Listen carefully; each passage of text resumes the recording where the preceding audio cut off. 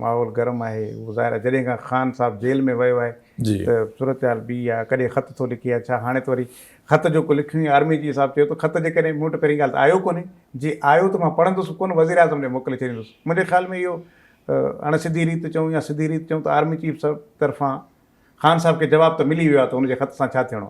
ॾिसो, मां इन ॻाल्हि सां बिल्कुलु इतफ़ाक़ कयां, जंहिं तरीक़े सां इमरान ख़ान पावर में हुयो ऐं जेकी लैंग्वेज हुननि यूज़ कई पंहिंजी लॉ एनफोर्समेंट एजेंसीज़ लाइ, उन्हनि जे हेड लाइ, उहा गैर मुनासिबु हुई। ऐं जंहिं तरीक़े सां उन्हनि जा नाला खणी जलसनि में ऐं मां तव्हांखे न छॾींदुमि, मां हीअं कंदुमि, पोइ उनजो डाउनफॉल शुरू थी वियो।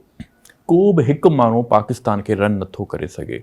तव्हांखे आवाम खपे, पब्लिक खपे, ऐं तव्हां जेके बि इंस्टीट्यूशन्स आहिनि उन्हनि जो साथ हुजणु तव्हां सां लाज़मी आहे। ऐं इमरान ख़ान अगरि ख़त मोकिलियो बि आहे, चीफ ऑफ आर्मी स्टाफ नथो रीड करणु चाहे, उनजो पंहिंजो मसइलो, पर मां नथो सम्झां त इमरान ख़ान वेझर में को रिलीज़ थियण वारो आहे।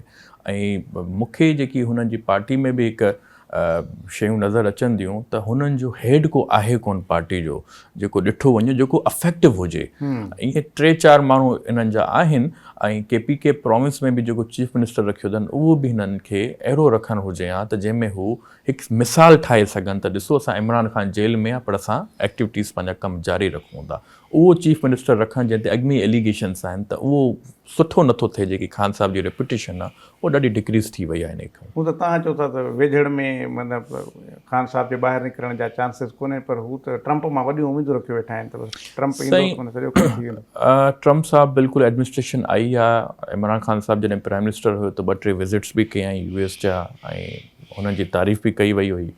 पर चवण जो मक़सदु इहो आहे त पाकिस्तान इंटीग्रिटी खे पाकिस्तान जी सरज़मीन में, ऐं ऑब्वियसली हुकूमत वक़्त जी हुकूमत इहा चाहींदी त को असांखे डिक्टेट न करे हिनमहिल, ऐं ख़ासि करके जंहिंमें हिनमहिल हुकूमत बि मौजूदु आहे ऐं असांजी आर्मी ऐं डिफरेंट इदारास बि मौजूदु आहिनि। त हू चवंदा त जेको असांखे क्वेश्चनेबल हुजे, जेके असां ते सवाल निशान माण्हू हुजे, उन खे असां कीअं रिलीज़ कयूं।